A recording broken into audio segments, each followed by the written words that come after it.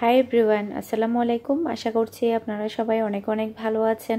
আমিও আলহামদুলিল্লাহ ভালো। আজকে হচ্ছে বুধবার হচ্ছে সকালবেলা, আর এগুলো দিয়েছে হচ্ছে আমাকে কলকাতার ভাবি। উনি হচ্ছে কলকাতা থেকে এনেছে এগুলো। আর গতকালকে এগুলো দেওয়ার কথা ছিল, কারণ আমি তো কালকে বিকেলবেলা থেকে জুহিদের বাসায় চলে গিয়েছিলাম, যার কারণে উনি আমাকে দিতে পারেনি। সকাল সকাল এগুলো দিল। ভালোই হয়েছে, আমি এখনও কিন্তু নাস্তা করিনি। তো আমি চা বসিয়েছি, সে সাথে হচ্ছে উনি আরও কিছু দিয়েছে। একটা আম দিল, এগুলো উনি কলকাতা থেকে এনেছে। এরপরে হচ্ছে কাকরোল, তারপরে হচ্ছে পটল, এরপরে উনি আরও অনেক কিছুই এনেছে, আচার, তারপরে আরও বিচি টিচি কী যেন এনেছে। উনি বলেছে এগুলো খুলেনি এখনও, খুললে তারপরে দিবে। অনেকগুলো প্রায় আচার এনেছে। আসলে দেশ থেকে আসলে কিন্তু সব কিছু গুছিয়ে উঠতে কিন্তু টাইম চলে যায়। উনি কিন্তু শুধু মানে সব কিছু ধোয়ার মধ্যেই আছে কয়েকদিন, মানে আসলো তো পরশু থেকে সব কিছুই শুধু ক্লিন করছে। দেশ থেকে আসার পর থেকে এরকমই হয়, শুধু সব কিছুই ক্লিন করতে হয়। এখন হচ্ছে আমি চাটা তৈরি করে নিয়েছি আমার জন্য, এরপরে হচ্ছে আমি নাস্তাটা করে নিব।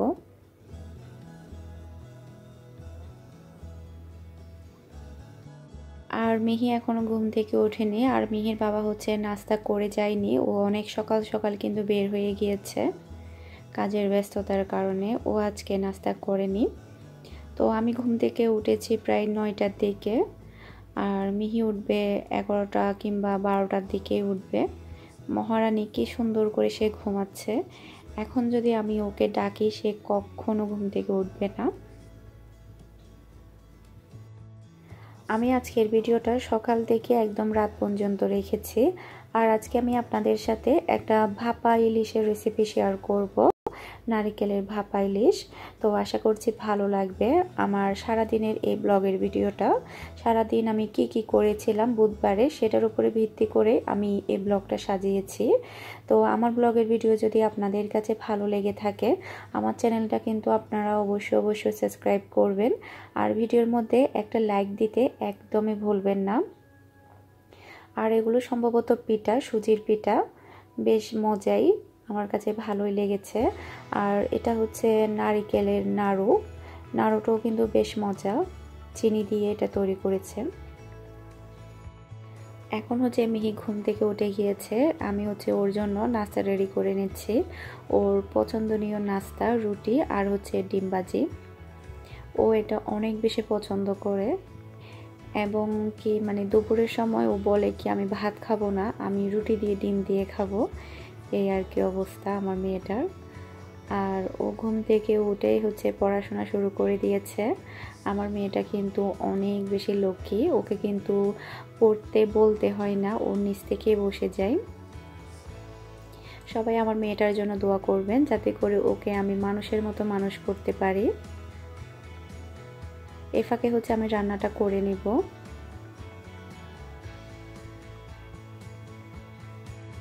দুপুরে হচ্ছে আমি নারিকেলের ভাপা ইলিশ রান্না করব। তো এই রেসিপিটা আমি আপনাদের সাথে শেয়ার করব। এর আগেও আমি শেয়ার করেছিলাম, তখন কিন্তু পরিমাণে অনেক বেশি ছিল। আজকে আমি অল্প করে তৈরি করব, মাত্র 4 পিস। তো আশা করছি এই রেসিপিটা আপনাদের কাছে ভালো লাগবে। শুধু এই রেসিপিটা শেয়ার করব আজকে আপনাদের সাথে। আর আমাকে হচ্ছে অনেক আপুরা অনেক রেসিপি রিকোয়েস্ট করেছে, সবার রেসিপিগুলো আমি একে একে দিয়ে দিব।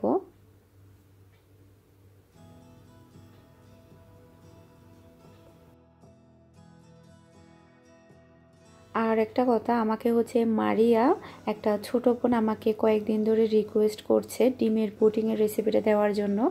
তো আমি অবশ্যই দিব যখন একটু ফ্রি হব। এখন আসলে একটু ব্যস্ততার মাধ্যমেই যাচ্ছে, যার কারণে আমি অনেক বেশি রেসিপি একদিনে করতে পারছি না।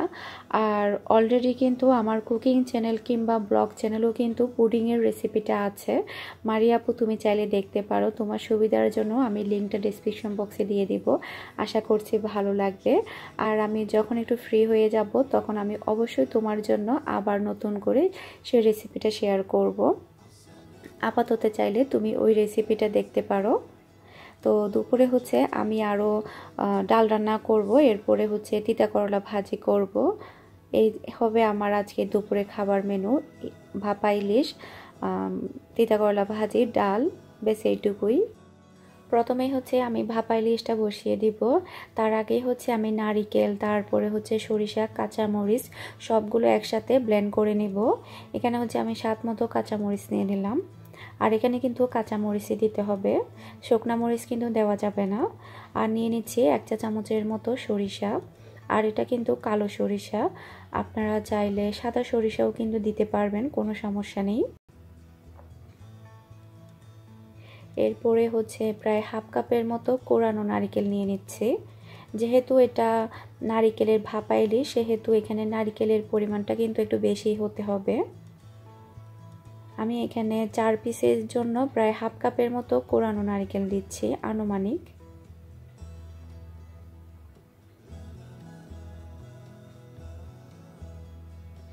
আর এটা কিন্তু খেতে অসম্ভব ভালো লাগে, আপনারা চাইলে একবার হলো ট্রাই করে দেখতে পারেন। আশা করছি আপনাদের কাছেও কিন্তু ভালো লাগবে।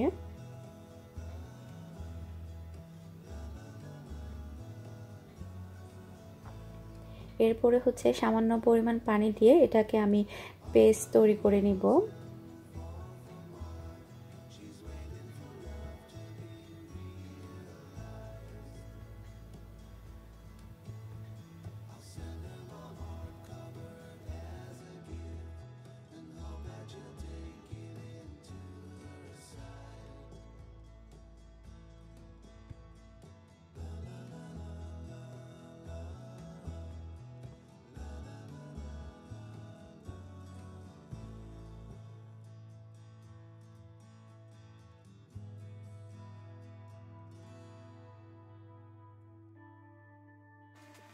এখন হচ্ছে আমি মাছগুলো পরিষ্কার করে নেব। মাছগুলো কিন্তু ভালোই ছিল আর ফ্রেশ ছিল, আর খুব বেশি বড় ছিল না সাইজে, ছোট ছোট ছিল মাছগুলো, তারপরেও কিন্তু টেস্টি ছিল, আমার কাছে বেশ ভালোই লেগেছে।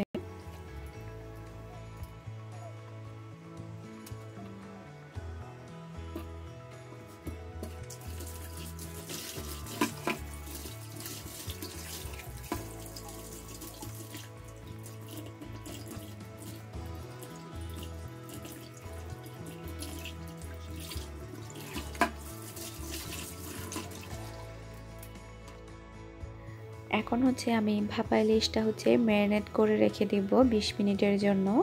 মাছটা কিন্তু ম্যারিনেট করে 20 মিনিটের মতো রেখে দিতে হবে। এখানে হচ্ছে আমি সবগুলো উপকরণ নিয়ে নিচ্ছি, যেটা হচ্ছে আমি ব্লেন্ডারে পেস্ট তৈরি করেছিলাম। খুবই অল্প উপকরণ দিয়ে কিন্তু এই ভাপা ইলিশটা তৈরি করা হয়। খুবই সামান্য পরিমাণ হলুদের গুঁড়ো দিলাম, স্বাদ মতো লবণ দিলাম, আর দিচ্ছি সরিষার তেল প্রায় এখানে 1 চা চামচের মতো। ব্যাস এইটুকুই, আর কিছুই দিতে হবে না।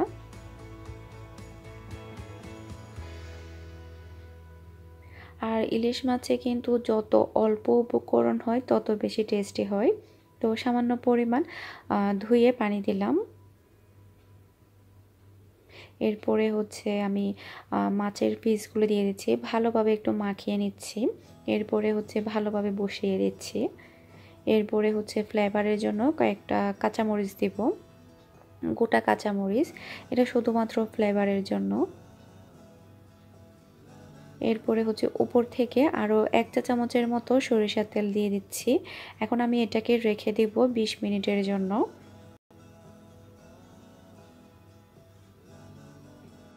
20 মিনিট পরে এখন হচ্ছে আমি ভাপা ইলিশটা বসিয়ে দিব। তো আমি একটা হাঁড়ির মধ্যে পর্যাপ্ত পরিমাণ পানি দিয়ে দিয়েছি। এরপরে হচ্ছে একটা স্ট্যান্ড দিয়ে দিচ্ছি, আর পানিটা হতে হবে স্ট্যান্ডের গায়ে গায়ে, স্ট্যান্ডের গায়ে গায়ে কিন্তু পানিটা থাকতে হবে। এখন হচ্ছে ভাপা ইলিশের হাঁড়িটা বসিয়ে দিচ্ছি। এরপরে হচ্ছে ঢাকনা দিয়ে ঢেকে রাখবো। আর এটাকে হচ্ছে জাস্ট আমি 15 মিনিটের মতো ভাপে দিব। আর চুলাটা কিন্তু মিডিয়ামে থাকবে, যেহেতু মাছগুলো অল্প, খুবই অল্প সময়ের মধ্যে কিন্তু হয়ে যাবে। মানে 12 থেকে 15 মিনিটের মধ্যে কিন্তু সম্পূর্ণভাবে এটা রেডি হয়ে যাবে।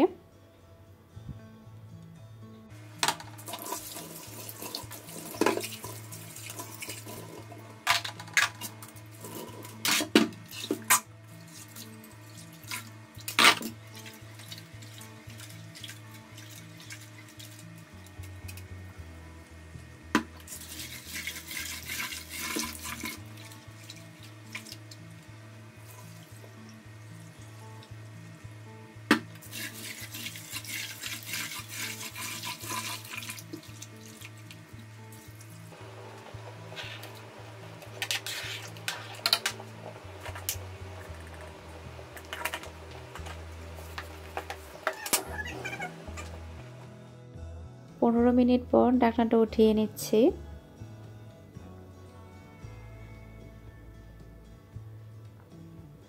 আর মাছটা হয়েছে কিনা সেটা বোঝার উপায় হচ্ছে ফ্লেভার বের হবে, এরপরে হচ্ছে মাছগুলো হচ্ছে সাদা হয়ে যাবে।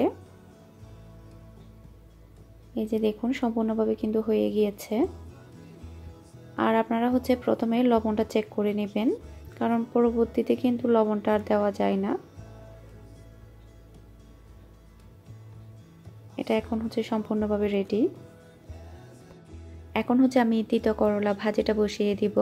আর এটা হচ্ছে আমি একটু ডিফারেন্টভাবে করছি।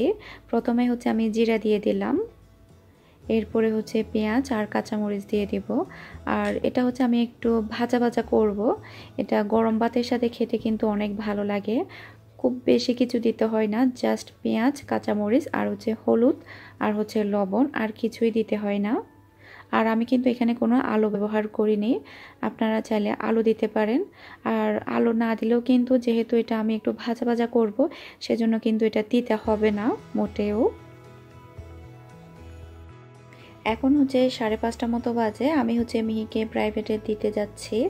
আর মিহি হচ্ছে আজকে নতুন ব্যাগ নিয়েছে। আর এই ব্যাগটা দিয়েছিল হচ্ছে আমার মেজো ভাসুর, যখন বাংলাদেশে গিয়েছিলাম তখনই ওকে দিয়েছিল। তো ও যে ব্যাগটা হচ্ছে কন্টিনিউ ব্যবহার করছে, ওটা অনেক বেশি ময়লা হয়েছে, ভাবলাম ওটা ধুয়ে দিই আর ওকে হচ্ছে নতুন ব্যাগটা বের করে দিই। ও কিন্তু নতুন ব্যাগটা পেয়ে মহা খুশি।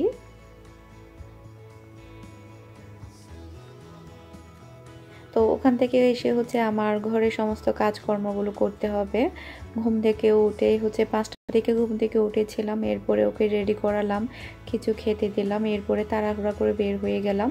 ওকে দিয়ে এসে কিন্তু আমার আবার এসে ঘরে কাজ করতে হবে। আমি হচ্ছে চলে এসেছি, এসেই হচ্ছে আমি ঘরটা গুছিয়ে নিচ্ছি প্রথমে।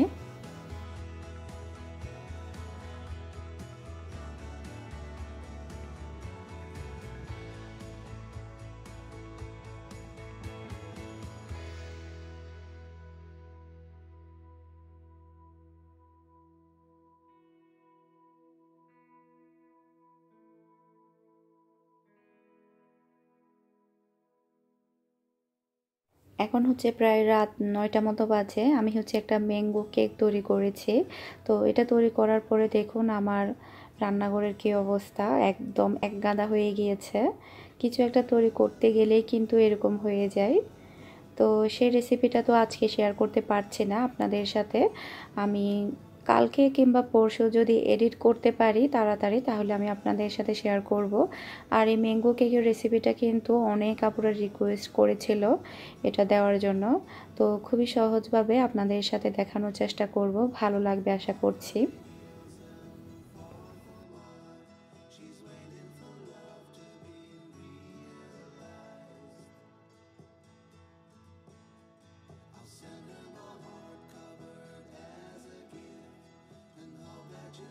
মিহি হচ্ছে প্রাইভেট থেকে জুহির সাথে জুহিদের বাসায় গিয়েছিল। তো আসার সময় হচ্ছে আমার জন্য তরকারি দিয়েছে। এটা হচ্ছে ডালের বড়ি আর হচ্ছে পনির দিয়ে রান্না করেছে, কাঁচামরিচ দিয়ে। এটা আমার খুবই পছন্দনীয় একটি খাবার। তো রান্না করেছে মিহির সাথে কিন্তু দিয়ে দিলাম। আর এটা হচ্ছে পাট শাক, এটাও কিন্তু বিচি দিয়ে রান্না করেছে, এটাও আমার খুবই পছন্দনীয়। তো আমি রাতে এটা দিয়ে ভাত খাবো, যেহেতু দুইটাই আমার পছন্দনীয়। তাই দুপুরে যেগুলো আমি রান্না করেছি সেগুলো আমি খাবো না, এগুলো দিয়েই আমি খাবো। আর এগুলো যখন দিচ্ছিল তখন মিহিকে বলছিল এগুলো আমি তোমার আম্মুর জন্য দিয়েছি। মিহি নাকি বলে শুধু কি আমার আম্মুর জন্য দিবেন, আমার আব্বুর জন্য দিবেন না। এই হচ্ছে আমার মেয়ের অবস্থা, আমাকে মোটেও সে দেখতে পারে না, সব কিছুই হচ্ছে ওর বাবা। এখানে হচ্ছে রোপণ করার জন্য কিছু বিচি দিয়েছে। বাইরে যেহেতু আমার জায়গা আছে, এগুলো হচ্ছে আমি কালকে রোপণ করে দিব।